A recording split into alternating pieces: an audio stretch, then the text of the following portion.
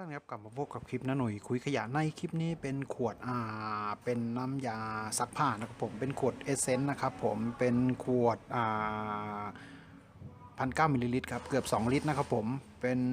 ขวดมีหูหิ้วทรงสูงนะครับโอเคครับจะทำเป็นลักษณะของแจกันใส่ดอกไม้ครับรูปทรงต่างๆโอเคติดตามชมนะครับจากแกลลอนพลาสติกครับ